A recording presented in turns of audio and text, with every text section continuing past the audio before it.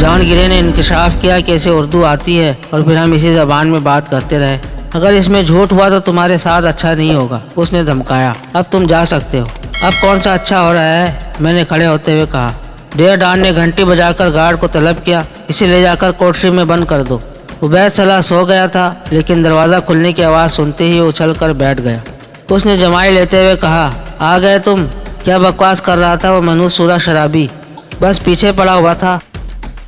प्यारे दोस्तों, कुछ कम नस्ल लोगों ने फहश, घटिया और गंदी कहानियां सुना कर लाखों कम नस्ल सब्सक्राइबर जमा कर रखे हैं, लेकिन मेरा यकीन है कि अभी आप जैसे नेक लोगों की कमी नहीं। लिहाजा मेरे चैनल को सब्सक्राइब करें और साथ बेल का बटन भी दबा दें, ताकि मेरी कोई वीडियो आपसे मिस ना हो और मैं आपके लिए म्यारी कहानियाँ ला सकूँ। आपकी मोहब्बतों का शुक्रिया।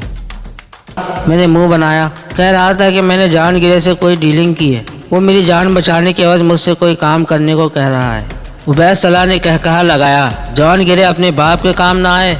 दुरुस्त, लेकिन ये बात इस ढेर के बच्चे को कौन समझाए?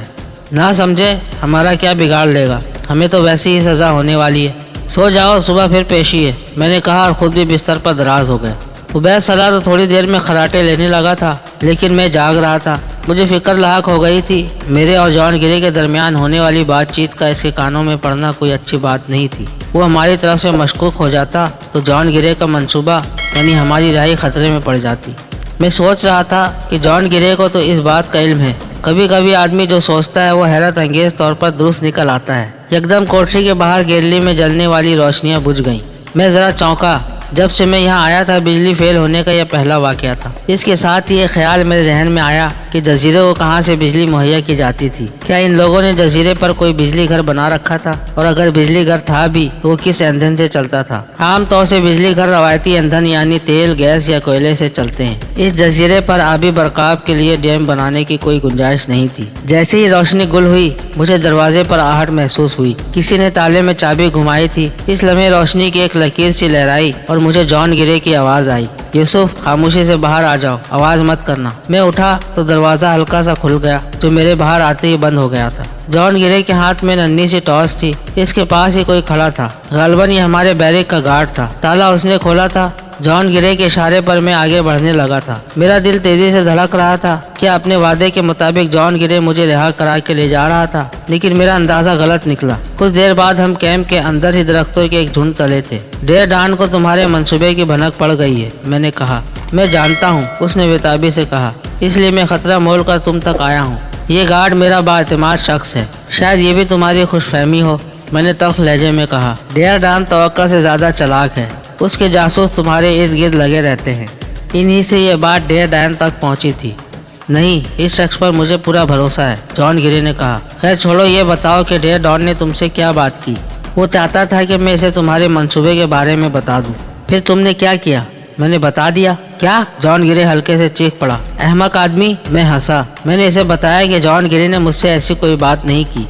ओह, उसने गहरी सांस ली। तुम इस बात पर अड़े रहना, वो तुम्हारा कुछ नहीं बिगाड़ सकेगा। हाँ, सिर्फ हंटर से खाल ही उतार देगा, मैंने तंज किया। जॉन गिरे, अगर तुम इतने ही बाख्तियार हो तो हमें इसकी कैद से निकाल क्यों नहीं लेते? मैं ऐसा कर सकता हूँ, उसने झिंझला कर कहा, लेकिन इससे दूसरे चौंक जाएंगे और मैं नहीं चाहता कि कोई भी मेरी तरफ मतवज्जा हो। मुझे बहरहाल इसी पार्टी में रहना है। माकूल बात है। अब ये बताओ कि कल कौंसल क्या फैसला करेगी? सजाए मौत का? तुम दोनों को सजाए मौत सुना दी जाएगी। सजाए मौत? मैं उछल पड़ा था। तुम्हारा दिमाग दुरुस्त है? मरने के बाद मैं तुम्हारे किस काम आऊँगा? अहमक मत बनो। फैसले के बाद तुम्हें बचाना मेरी जिम्मेदारी है। कहीं तुम्हारे चक्कर में मुझे फांसी ही ना हो जाए, मैंने तंज किया।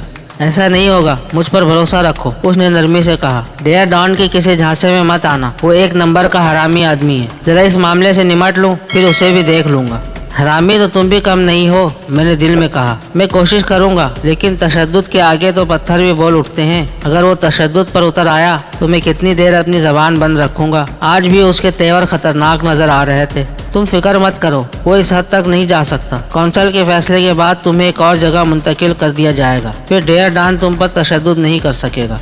सिर्फ मैं ही नहीं बल्कि उबैद सलाह भी, मैंने उसे याद दिलाया। तुम ख्वाह इस दहशतगर्द से नती हो रहे हो, दफा करो उसे, उसने चिल्ला कर कहा। यह नामुमकिन है, मैंने फैसला कुन लहजे में कहा। तुम्हें हम दोनों को ही बचाना होगा, वरना मेरे ताउन को भूल जाओ। ठीक है, मेरी पूरी कोशिश होगी, लेकिन एक ही ड्रामा दो अफराद के साथ इन लोगों को शक में डाल देगा। किस किस्म का ड्रामा? سزائے موت ہونے کے بعد تمہارے سامنے دو راستے رکھے جائیں گے، یا تو سزائے موت قبول کر لو یا رنگ میں لڑ کر اپنی زندگی جیت لو۔ آج تک کسی نے پہلی تجویز قبول نہیں کی ہے، لہٰذا ہم بھی لڑ کر بچنے کی کوشش کریں گے۔ ٹھیک، اس نے تصحیح کی۔ تمہارے مقابل ایسے لڑاکے بھیجے جائیں گے جن سے لڑ کر جیتنے کا امکان نہ ہونے کے برابر ہو۔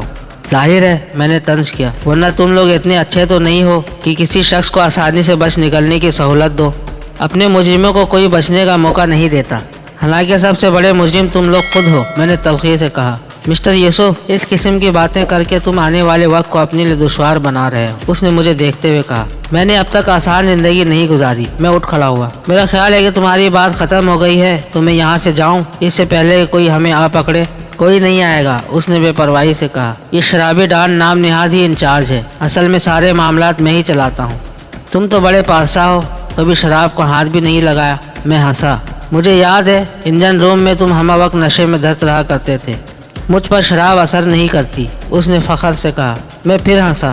ہر شرابی یہی دعویٰ کرتا ہے۔ بکو مت، وہ بھنا گیا تھا۔ میں گارڈ کے ساتھ واپس آیا۔ جیسے ہی میں نے کوٹری میں قدم رکھا اور تالا بند ہونے کی آواز آئی، روشنی آ گئی۔ میں نے دیکھا کہ عبید صلاح متفکر بیٹھا تھا۔ میں نے اسے سب ٹھیک ہونے کا اشارہ کیا اور بستر پر دراز ہو گیا۔ اگلی صبح آنکھ کھلی تو ناشتے والا دروازہ کھول رہا تھا۔ عذرائے مہربانی، گارڈ نے پہلے حوائج ضروریات سے فارغ ہونے کی استدعا قبول کر لی۔ آج ناشتہ بھی کسی قدر پرتکلف تھا۔ مچھلی اور چائے کے ساتھ انڈے بھی تھے۔ سائز تو مرغی کے انڈے کا تھا، لیکن ان کی رنگت کچھ زردی مائل تھی۔ بہرحال تھا یہ کسی پرندے کا انڈا، کیونکہ رینگنے والے جانوروں کے انڈے اتنے بڑے نہیں ہوتے۔ کھانے میں بھی ان کا ذائقہ مرغی کے انڈے جیسا تھا۔ میرا خیال ہے یہ آخری طعام ہے، عبید صلاح نے خوش دلی سے کہا۔ سزا سنانے کے ساتھ ہی اس پر عمل درآمد کر دیا جائے گا۔ بے شک مغربی اقوام فوری انصاف پر یقین رکھتی ہیں، میں نے اس کی تائید کی، خاص طور سے جب معاملہ مسلمانوں کا ہو۔ عراق کی مثال لے لو، کویت کو انصاف کی فراہمی میں کتنی پھرتی دکھائی گئی۔ اسرائیلی بیچارے آج تک اس انصاف سے محروم ہیں جو عراق کے ساتھ کیا گیا تھا۔ عبید تلخی سے ہنسا۔ ناشتے سے فارغ ہوتے ہی ہمیں کوٹری سے نکالا گیا اور 4 گارڈز کی نگرانی میں ہم کونسل کی طرف روانہ ہوئے۔ بقیہ کہانی اگلے حصے میں ملاحظہ فرمائیں۔ اس ویڈیو کو لائک کریں، چینل کو سبسکرائب کریں اور ساتھ ساتھ گھنٹی کا بٹن بھی دبا دیں۔ آپ کے تعاون کا شکریہ۔